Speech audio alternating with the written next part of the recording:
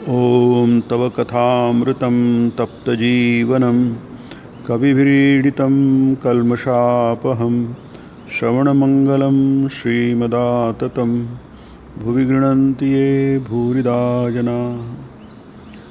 श्रीरामकृष्ण वचनामृत आणि श्रीमद्भगवद्गीता यावर आपण चिंतन करीत आहोत. अध्याय 3, 4 आपण बघत आहोत. पाचव्या अध्यायाकडे वळत आहोत वचनामृताच्या. इथे गीतेतला एक श्लोक आलेला आहे, 10व्या अध्यायातला 3रा श्लोक.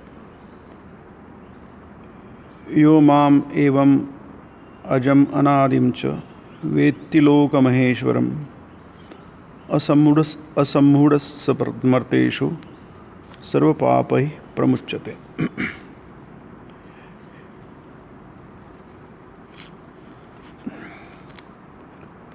या मृत्यूलोकामध्ये सगळंच काही विनाशशील आहे,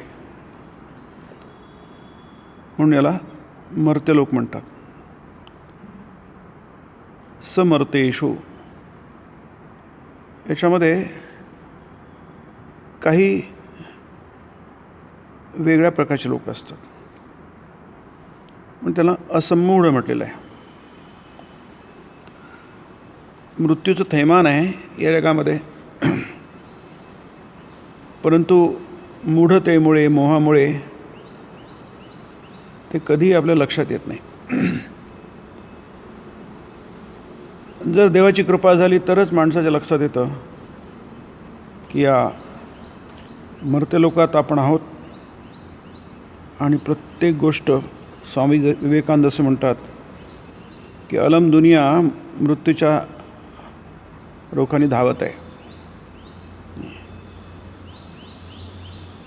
असं असूनसुद्धा ते आपल्याला कधीच कळत नाही. मग कळतं कोणाला आणि कसं, आणि त्याचं फळ काय आहे? हे ज्ञान जर असेल, त्याचं फळ काय आहे? त्याचं फळ आहे सर्व पापैः प्रमुच्यते. इथे पाप शब्दाचा अर्थ दोष, आणि दोष म्हणजे जे आपल्याला मोहात टाकतात.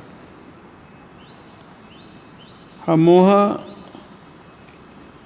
दूर होण्यासाठी बरेचसे उपाय आहेत. त्यालाच आपण साधना म्हणतो, उपासना म्हणतो.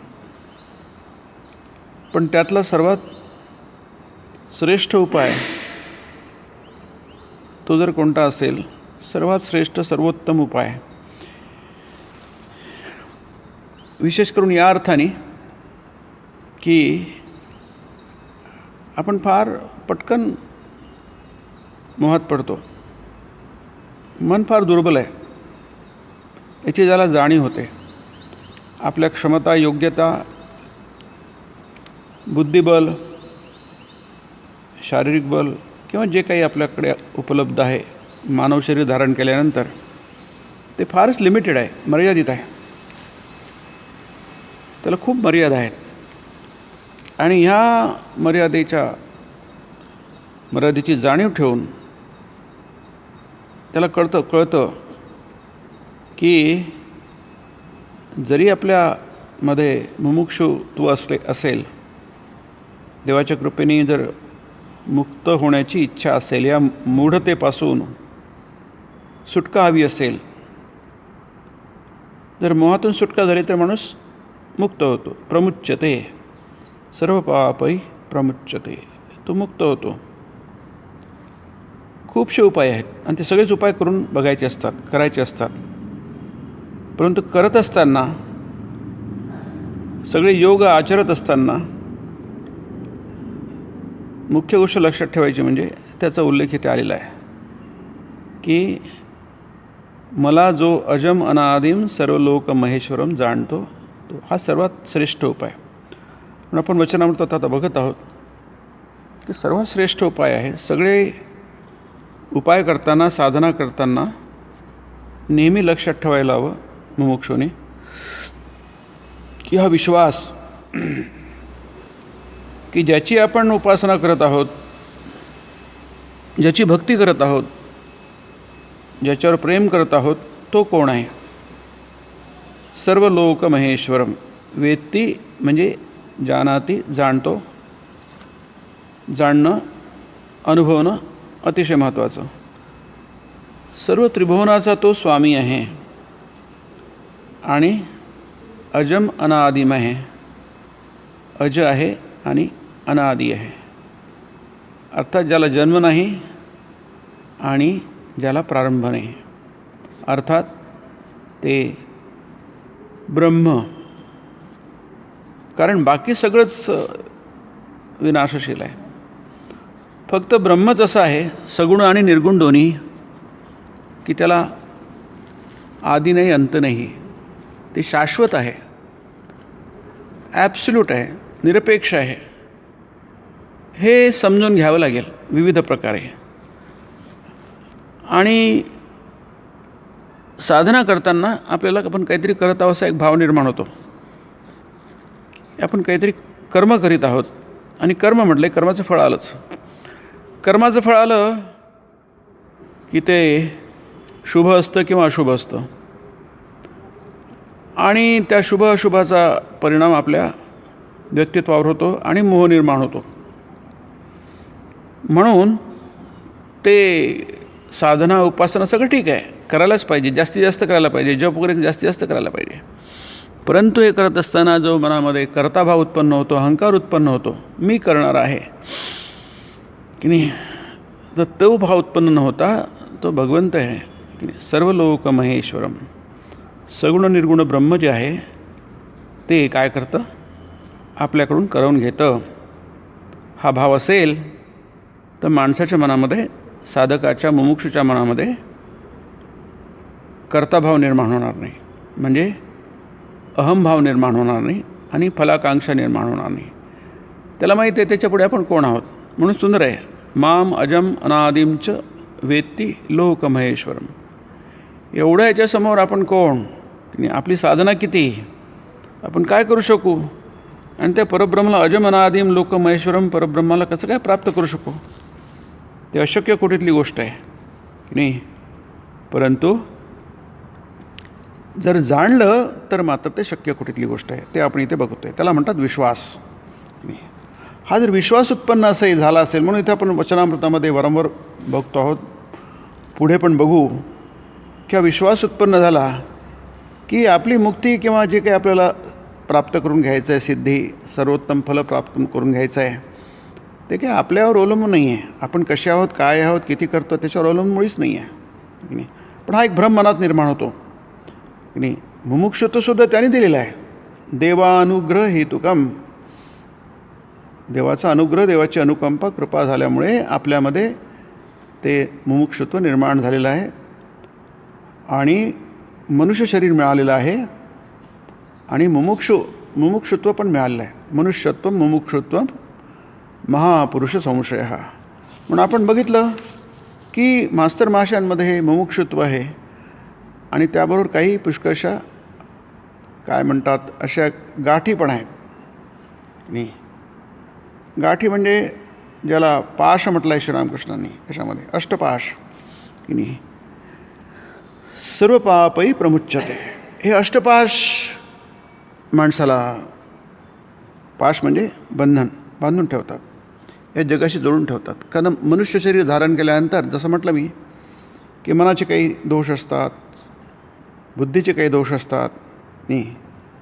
म्हणून ते श्रीरामकृष्णांकडे पुन्हा परतलेत आणि श्रीरामकृष्णांनी म्हटलं की मी कलकत्त्याला जाईल, तिथे तुम्ही या, तिथे तुम्हाला भजन वगैरे ऐकायला मिळेल. तर त्यांची जी तो भिडस्त स्वभाव आहे की मला काही परक्याच्या घरी कशाला जायचं की नाही, आपल्याला जाऊ देतील की नाही, असे मनामध्ये विचार उत्पन्न होतात की नाही आपल्या मनामध्ये. कारण काय, तिथे आपला अहंकार असतो, आम्ही कोणीतरी आहो, असं कसं काय आपण जायचं. पण तिथे देव आहे, श्रीरामकृष्ण आहेत नाही. जिथे देव आहे तिथे कुठे जायला काही हरकत नाही, आमंत्रणाची गरज नसते हे श्रीरामकृष्ण आता इथे त्यांना सांगतात आहे. माझं नाव सांगा तुम्ही की नाही. माझं नाव म्हणजे अजमनादिमचल वेत्ती लोक महेश्वरम. नाही, तिथे जर असेल तिथे कुठलाही अडथळा निर्माण होणार नाही. जगामधली कोणतीही गोष्ट यामध्ये बाधा उत्पन्न करू शकत नाही परमेश्वराच्या मार्गामध्ये. जर तुम्ही परमेश्वराला शरण गेले, मनामध्ये अतूट विश्वास असला, तर सगळ्या गोष्टी सुरळीत होतात. इथे ते सांगत कोणीही माझ्याजवळ घेऊन येईल, फक्त सांगा मला त्यांच्याकडे जायचं म्हणून. मी तर मास्तर महाशय जातात त्यांच्या आज्ञेप्रमाणे. ते म्हणतात जशी आपली आज्ञा, जसं तुम्ही म्हणाल करिष्ये वचनम तव. अर्जुन म्हणतो तुम्ही जसं म्हणाल तसं. नाही, जर आपल्याला माहीत असेल की देव खूप मोठा आहे, सगळं काही आहे, मग काय आज्ञापालन करायला पाहिजे. आपण काय करतो, आज्ञापालन करत नाही. आपण आपलं डोकं का चालवतो. ठीक आहे, मलाही काहीतरी समजतं की नाही, मला पण काहीतरी समजतं. हा जो अहंकार असतो तो अर्थातच मास्तरांमध्ये फारच कमी आहे. आपण बघतो 4 अध्यायांमध्ये फारच कमी आहे. अतिशय निरहंकारी, कमी बोलणारे, सौम्य प्रकृतीचे असे मास्तर महाशय आहे. तसंच एक व्यक्तिमत्व आपण आता इथे बघत आहोत याच्यामध्ये, की ते सुद्धा अतिशय नम्र आहे. इथे उल्लेख आलेला आहे, ते इतके नम्र आहेत की हे घरमालक आहे कोणाला कळतच नाही आहे, इतके नम्र आहे. त्यांना इथे म्हटलं दासभाव म्हटलेला आहे की नाही. त्यांचा एखाद्या दासाप्रमाणे जवळ उभे, यांचं घर आहे, या घरचे मालक आहेत असं कोणालाही वाटत नाही. इतके नम्र आहे त्यांचं वागणं. नाही, हे दुसरं उदाहरण आपण बघतो. जसे मास्तर महाशय श्रीरामकृष्ण भावधारेच्या संपर्कात आलेत, श्रीरामकृष्णाच्या संपर्कात आले, त्यांचेच होऊन गेले. असे काही व्यक्तिमत्व आहे खूपच आदर्श म्हणता येईल किंवा प्रेरणा घेण्यासारखे आहेत. जसे मास्तर महाशय आहेत तसे दुसरे आपण आता बलराम बाबू बघत आहोत. त्यांचं घर कलकत्त्याला आहे, बागबाजारमध्ये. आणि श्रीरामकृष्णांनी त्यांना सांगितलं की तुम्ही तिथे या, माझी तुमची भेट होईल, कोणी तुम्हाला माझ्याकडे घेऊन येईल. आणि तिथे अर्थातच जो आपण ज्याला म्हणतो की तो ईश्वरी प्रसंग सत्संग घडेल. आणि श्रीरामकृष्ण मास्तर महाशयांना त्याचीच सटक लागली आहे, आवड निर्माण झालेली आहे. त्यामुळे ती आवड निर्माण झाल्यामुळे मग त्यांचं इकडे तिकडे चित्त लागत नाही. कसंही करून त्याचा लाभ आपल्याला मिळावा अशी तीव्र इच्छा त्यांच्या मनामध्ये निर्माण झालेली आहे. आणि त्या आज्ञेप्रमाणे, श्रीरामकृष्णांच्या आज्ञेप्रमाणे ते बलरामांच्या घरी उपस्थित होतात. आणि वेळ रात्रीची आहे, 8-9 वाजताची. बरेचसे भक्त तिथे उपस्थित आहेत आणि तिथे हरिनाम संकीर्तन सुरू आहे. श्रीरामकृष्णांना घेरून सगळेजणं नृत्य करीत आहेत, गात आहेत. आणि त्या प्रसंगामध्ये, त्या घटनेमध्ये काय काय होतं आहे याचा उल्लेख इथे आहेत. एक नृत्यगोपाल आहे, ते भावावस्थेत गेले आहेत. आणखी एक नवीन नाव आपण इथे बघतो. जसं आधी आपण नरेंद्राला बघितलं आणि श्रीरामकृष्णांच्या चरित्रामध्ये, त्यांच्या लीलेमध्ये अभिन्न असं जर व्यक्तिमत्व असेल ते म्हणजे नरेंद्राचं, स्वामी विवेकानंदांचं. तसंच दुसरं एक व्यक्तिमत्व आहे, ते म्हणजे राखाल स्वामी ब्रह्मानंद. इथे प्रथम आपण 5व्या अध्यायामध्ये त्यांचा उल्लेख बघतो आहे. नाही की त्या संकीर्तनामध्ये राखाल हे इतक्या भावामध्ये गेले की त्यांना बसता आलं नाही, ते जमिनीवर पडून आहेत. आणि त्यांची बाह्य संज्ञा म्हणजे बाह्यभान त्यांना नाही आहे, नाही, बेहोश आहेत. आपण बेशुद्ध म्हणूया. त्यांना बाह्य जगाची शुद्ध नाही आहे आणि भावाविष्ट आहेत. ही दुसऱ्यांदा भावावस्था असा इथे उल्लेख आहे. म्हणजे पहिल्यांदा होऊन गेलेला आहे, पण त्यावेळी मास्तर महाशय उपस्थित नव्हते, त्यामुळे त्यांना ती भावावस्था पाहता आली नाही. ही दुसऱ्यांदा बघतात आहे ते, म्हणजे त्यांच्या पक्षी पहिल्यांदा आहे. आणि श्रीरामकृष्ण त्यांच्या छातीवर हात ठेवून शांत हो शांत हो असे म्हणत आहेत. राखाल हे कलकत्त्यात राहतात आणि त्यांच्या वडिलांकडे आणि दर्शन घेण्यासाठी श्रीरामकृष्णांकडे जातात मधूनमधून दक्षिणेश्वरी. थोडक्यात परिचय दिला आहे 2-4 वाक्यांमध्ये की ईश्वरचंद्र विद्यासागरांच्या शाळेमध्ये ते काही दिवस शिकले होते. असा एक छोटासा अल्पसा परिचय आपण इथे राखाला संबंधी किंवा स्वामी ब्रह्मानंदांसंबंधी बघतो आहोत. स्वामी ब्रह्मानंदानंतर रामकृष्ण मठ आणि मिशनचे पहिले अध्यक्ष झाले याची कल्पना सर्वांना आहेच. आणि दिवस आहे 11 मार्च 1882 वगैरे वगैरे. बलरामाने निमंत्रण दिलं आग्रहपूर्वक म्हणून श्रीरामकृष्ण कलकत्त्यात आले आहे आणि बलरामांच्या घरी आता ते कीर्तन होत आहे. झाल्यानंतर मग प्रसाद म्हणजे भोजन. सगळेजण बसून भोजन करत आहेत. रात्री 8-9ची वेळ आहे आणि इथे उल्लेख आहे की बलराम एखाद्या दासाप्रमाणे जवळ उभे. हेच गृहस्वामी असे सकृत दर्शनी कुणासही वाटले नसते. इतका नम्रभाव. काही मोजकेच खूपच जवळचे श्रीरामकृष्णांचा ज्याच्यावर पूर्ण भार होता असे जे 2-4 लोक आहेत त्यांमध्ये मास्तर महाशय एक आणि दुसरे म्हणजे बलराम इथे आपण पहिल्यांदा बघत आहोत. मास्तरांची कोणाशी ओळख नाही आहे कारण ते नव्यानेच येणं जाणं करीत आहेत, त्यामुळे ते अगदीच अपरिचित सगळ्यांसाठी, पण ते आले आहेत. फक्त नरेंद्रनाथ त्यांची ओळख आहे असा उल्लेख इथे आहे की नरेंद्र सोडून इतर कोणाचाही परिचय मास्तर महाशयांना नाही, म्हणून ते थोडेसे बुजल्यासारखे आहेत.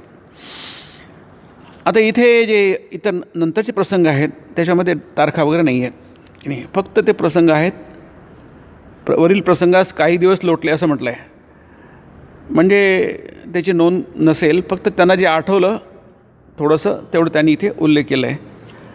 पण त्याच्यातला 1-2 गोष्टी आपण बघू शकतो की श्रीरामकृष्णांना कोणी सेवेला नसल्यामुळे त्यांना बराच त्रास सहन करावा लागतो आहे, एक गोष्ट. दुसरी गोष्ट म्हणजे ते काली मंदिरामध्ये जे शिवमंदिरांची 12 शिवमंदिरांचं आहे स्थान आहे, तिथे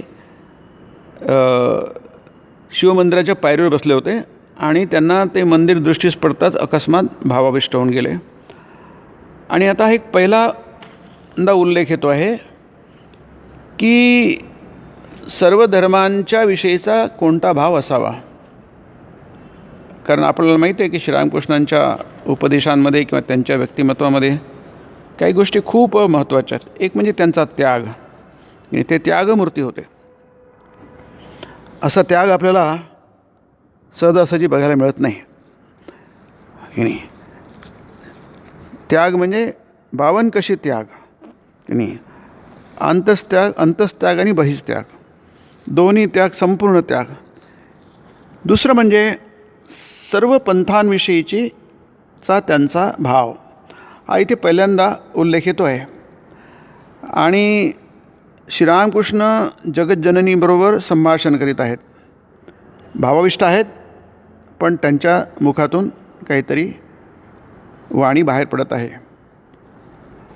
श्रीरामकृष्ण म्हणतात, आई प्रत्येकजण म्हणतो की माझंच घड्याळ बरोबर चालत आहे. इथे उल्लेख आहे पंथांविषयी, ज्याला आपण धर्म म्हणतो. ख्रिश्चन, ब्राह्मण, हिंदू, मुसलमान सगळेच म्हणतात की आमचाच धर्म काय तो सच्चा. पण आई ठीक तर कुणाचंच घड्याळ चालताना दिसत नाही. तुला यथार्थपणे कोण बरं समजू शकणार. तरी पण व्याकुळ होऊन तुला आळविलं तर तुझी कृपा झाल्यास सर्वच मार्गांनी तुझ्या चरणांजवळ जाऊन पोचता येतं, हेही खरंच. आपल्याला म्हणता येईल की श्रीरामकृष्णांच्या उपदेशामध्ये हा जो वारंवार उल्लेख येतो हा फार महत्त्वाचा आहे. हा सगळ्या जगासाठी पण महत्त्वाचा आहे आणि मुमुक्षूसाठी सुद्धा महत्त्वाचा आहे. जो साधक आहे त्याच्यासाठी सुद्धा महत्त्वाचा आहे. कारण साधकांच्या दृष्टीने खूपशा तपशिलाची गरज नसते, त्याला भटकायचं नसतं की नाही. शब्दजालम महारण्यम चित्तभ्रमण कारणम शंकराचार्य म्हणतात. शब्दजाल म्हणजे महारण्यासारखं आहे की नाही. अरण्यामध्ये आपण भरकटलो तर आपल्याला मग रस्ता सापडत नाही. तसं शब्दजाल आहे. चित्तभ्रमण कारणम, आपलं जे चित्त आहे, मन आहे, हे भरकटतं.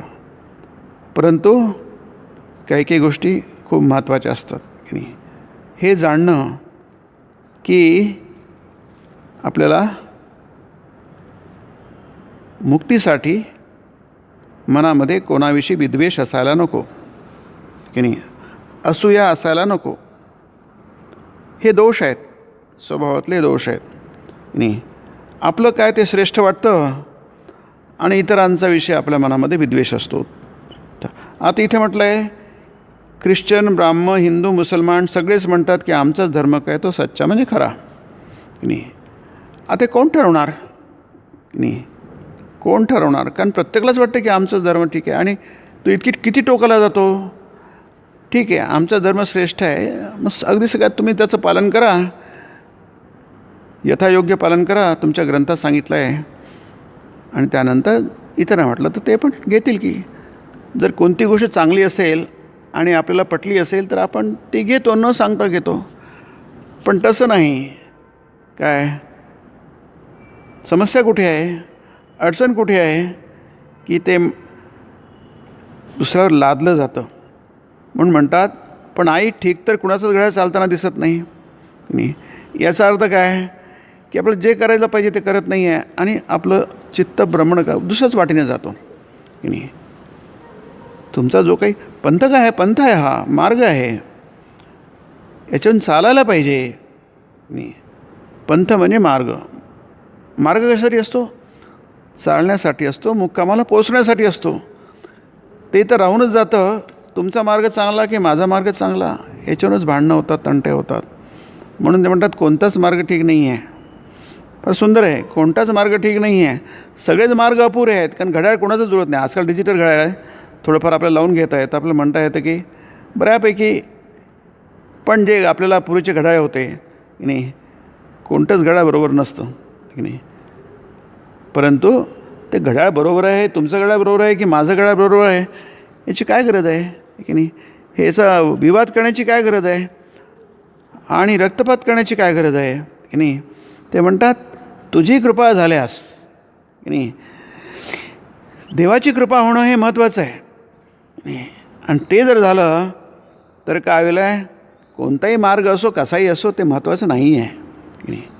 इथे त्यांना आणि हा उपदेश खूप महत्त्वाचा आहे आणि वारंवार आपल्याला, कारण श्रीरामकृष्ण सर्व धर्म समन्वय हे होते की नाही, करणारे होते.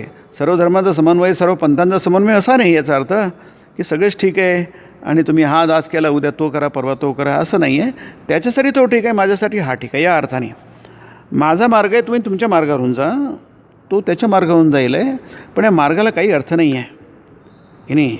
खऱ्या अर्थाने खरी आहे देवाची कृपा. तुझी कृपा झाल्यास सर्वच मार्गांनी तुझ्या चरणांजवळ जाऊन पोचता येतं, हेही खरंच की नाही. म्हणून कोणता किती बरोबर आहे आणि कोणता किती चूक आहे याची मीमांसा करण्याची आपल्याला गरज नाही आहे. मुमुक्षूला, साधकाला त्याची गरज नाही आहे. गरज आहे भगवंताची कृपा कशाही तऱ्हेने प्राप्त करून घेण्याची, हेही खरंच. आणि पुढे ते खूप छान म्हणतात की त्यांच्यामध्ये हा जो सर्व पंथांविषयींचा जो भाव इतका रुजला होता की ते म्हणतात की आई, येशूचे भक्त चर्चमध्ये तुझी कशा प्रकारे पूजा प्रार्थना करतात ते एकवार दाखव.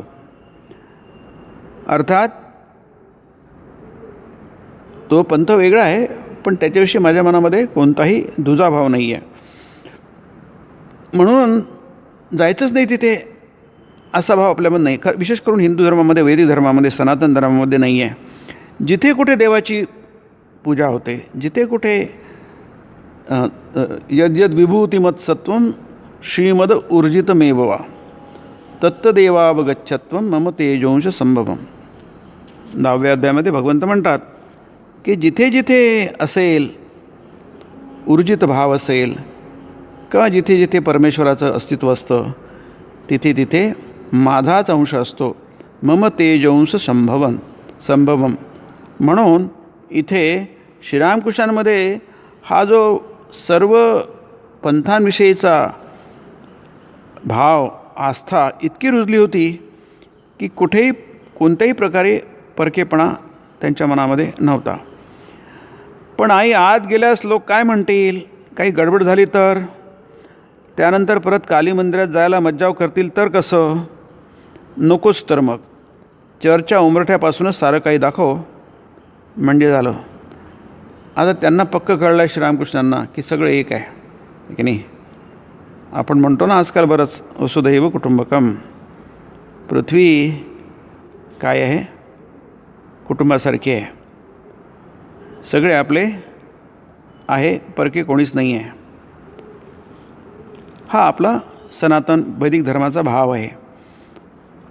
परंतु जेव्हा आपण सामाजिक बंधन असतात ते मात्र वेगळ्या निकषावर तयार झालेले असतात आणि मग त्याचा प्रभाव प्रचंड असतो, त्याला तोडता येत नाही. रूढी ह्या इतक्या मजबूत असतात, त्याचं नावच आहे रूढी, म्हणजे रूढ म्हणजे पक्क्या झालेल्या असतात. गीता म्हणते 15वा अध्याय सुविरूढ मूलाः की नाही. मूळ इतके रूढ आहेत, इतके खोलवर गेलेले आहेत, ते किती चूक असले तरी आपण त्याला सोडायला तयार नसतो आणि त्याच्याशी खूप संघर्ष करून आपली शक्ती वाया घालण्यात अर्थ नाही आहे.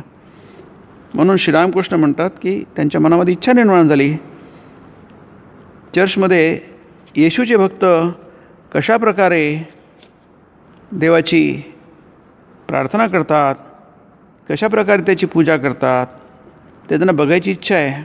पण त्यांना हे पण माहिती आहे की समाजाला ते मान्य नाही आहे आणि त्यामुळे तिकडे गेल्यानंतर लोक काय करतील, जसं पूर्वीच्या काळात 7 समुद्र पलीकडे गेलं, समुद्र पार केला की प्रायश्चित्त करावं लागत असे, नाही तर वाईट टाकत असत. स्वामीजी अमेरिकेला गेले होते, परत आल्यानंतर त्यांना प्रायश्चित्त घ्यावं लागलं होतं. ते कालीघाटामध्ये गेले होते, बरंच काही आहे. कारण काय की ती सामाजिक रूढी आहे आणि सामाजिक रूढी ही फार मजबूत असते. आणखी एके दिवशीची घटना, म्हणजे आता याच्यानंतरची घटना तीसुद्धा तशीच आहे. इथे पण तारीख वगैरे इतर नोंद नाही आहे, फक्त काही दिवसानंतर ज्याची नोंद मास्तर महाशयांनी ठेवली होती त्या विषयी इथे एक सांगतात आहे की ते आपल्या मित्राला घेऊन गेले श्रीरामकृष्णांकडे. त्याचं नाव होतं, मित्राचं नाव होतं कालीकृष्ण. आणि त्यांनी सांगितलं नाही आपण कुठे चाललो आहोत म्हणून, फक्त एवढंच सांगितलं की रांजणभर दारू आहे, तुम्हाला दारू प्यायची असेल तर चला. आता अर्थातच मित्राला कळलं असेल की हे काही सिम्बॉलिक आहे, सांकेतिक आहे, दारू प्यायला आपण घेऊन आपले हे मित्र घेऊन जात नाही आहे, पण असंच काहीतरी आहे की जे खूपच मोहक आहे, आकर्षक आहे आणि दारूने काय होते, नशा चढते. तसंच आपल्याला एक काहीतरी भाव निर्माण करणारं असं काहीतरी आहे की नाही. आणि तेचं सांगून त्यांनी आपल्या मित्राला रामकृष्णांकडे आणलं आणि काय सांगून आणलं हे श्रीरामकृष्णांना सांगितलं. श्रीरामकृष्णांना खूप मौज वाटली आणि ते हसायला लागले. आता यानंतर इथे आपल्याला सांगत आहे की सुरा म्हणजे दारू नाही, सुरा म्हणजे दारू. जेव्हा मास्तर महाशय म्हणाले की मी या मित्राला दारूचं सांगून इथे आणलेलं आहे, तर श्रीरामकृष्ण असं म्हणत नाही अरे रे काय केलंस तू, दारू काय सांगून कशाला आणलं तू. तेवढं नाही, मदिरा म्हणजे पण दारू, सुरा म्हणजे पण दारू. श्रीरामकृष्ण म्हणतात की जसं दारूनी नशा चढते तशीच नशा भजनाने पण चढते. जो आनंद मदरेने किंवा सुरेने होतो तोच त्याच्यापेक्षा कितीतरी पटीने आनंद भजनाने आणि ब्रह्म म्हणतात. भजनानंद ब्रह्मानंद हा आनंद सुरा प्रेम मदिरा. पुढे म्हणतात मानव जीवनाचं उद्दिष्टच आहे भगवत प्रेम. देवावर प्रेम करणं हे माणसाचं मानव जीवनाचं उद्दिष्ट आहे. अगदी स्पष्ट आहे बघा. आपले उद्दिष्ट पुष्कळशी असू शकतात, परंतु जाणून ठेवायला हवं की खरं उद्दिष्ट आहे आपल्या जीवनाचं ते म्हणजे भगवत प्रेम, ईश्वरावर प्रीती करणं, भक्तिसार होय इत्यादी. म्हणजे आपण सगळं काही करत असताना आपल्या मानव जीवनामध्ये आयुष्यामध्ये आपल्या मनामध्ये भगवत प्रेम निर्माण होतं की नाही हे बघायला हवं की नाही. इतर गोष्टी तर ओघाने येतातच. आपलं ममत्व अनेक विषयांवर होतं, पण तो देवावर तेवढं ममत्व होतं की नाही हे आपल्याला नेहमीच चाचपून बघायला पाहिजे. म्हणून हा भजनानंद, संकीर्तनानंद, इथे भजनानंद म्हटलं आहे आणि ब्रह्मानंद म्हटलं आहे की नाही. हा आनंद सुरा प्रेम मदिरा. त्यानंतर श्रीरामकृष्ण फिरून बोलू लागले की ईश्वरचरणी अनुराग हेच जीवनाचं उद्देश होय, हेच जीवनाचं ध्येय होय.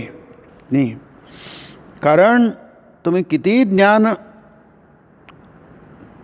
आपण उत्पन्न केलं, जमा केलं, अनुभवलं, ज्ञान म्हणजे माहिती या अर्थाने, तरी काही आपल्याला आपल्या जीवनाचं उद्दिष्ट काही साधणार नाही आहे. नाही, त्यासाठी आपल्याला प्रेम पाहिजे. नाही, योगयागविधी येणे नोहे सिद्धी, वयाची उपाधी दंभदर्प. कारण नुसत्या माहितीने आपल्या मनामध्ये घमंड, दंभ, दर्प ह्या गोष्टी निर्माण होतात, हे दोष निर्माण होतात. म्हणून ईश्वराच्या चरणी अनुराग, प्रेम हे जीवनाचं ध्येय आहे. हे जर आपल्याला कळलं तर आपण आपलं जीवन हे धन्य होईल. इथे वृंदावनातलं जे गुराख्यांनी प्रेम केलं कृष्णावर, अतिशय ते भोळे होते, साधे होते. व्यवहारामध्ये मनुष्य काहीतरी ज्ञान संपादन करून पुढे जातो तसला प्रकार तिथे काही नव्हता. फक्त त्यांच्या मनामध्ये कृष्णाविषयी प्रेम होतं. आणि त्यामुळे जेव्हा कृष्ण मथुरेला निघून गेला त्यावेळी तितके कातर झाले त्याच्या विरहाने आणि रडत रडत इकडे तिकडे वनवन फिरत. आणि इथे एक सुंदर भजन आहे. आणि एक तरुण गुराख्याचा पुरोगामी बघून आलोय, एका, त्याचा भावार्थ इथे आहे, एका कोवळ्या वृक्षाची फांदी धरून उभा होता तो. एक लहानसे वासरू त्याच्या हातात होते. तू कुठं आहेस कान्हा, कुठं आहेस तू, तो उद्गारला. पण पुरतं कान्हा देखील तो म्हणू शकला नाही. का म्हणूनच अडखळला आणि त्याचे डोळे पाण्याने डबडबून आले. श्रीरामकृष्णांचे ते प्रेमभरित गाणे ऐकून मास्तरांच्या डोळ्यात चटकन पाणी आले. हे शेवटचं वाक्य आहे 5व्या अध्यायाचं. अर्थात त्या गाण्यामध्ये जो गुराख्याचा कृष्णाविषयीचा प्रेमभाव होता की नाही, बाकी काहीच नाही त्याच्यामध्ये, नुसतं प्रेम. ते त्या गाण्यामधून मास्तरांना जाणवलं, त्यांच्या भावना उसंबळल्या आणि त्यांच्या डोळ्यामध्ये त्यामुळे पाणी आलं. हे काय आहे? हे भक्तीचं लक्षण आहे, हे प्रेमाचं लक्षण आहे. पुढे आपण बघूया याच्यानंतरचा अध्याय. ओम निरंजनम नित्यमनंतरूपम भक्तानुकंपादृतविग्रहं वै ईशावतारं परमेशमीड्यं तं रामकृष्णं शिरसा नमामि.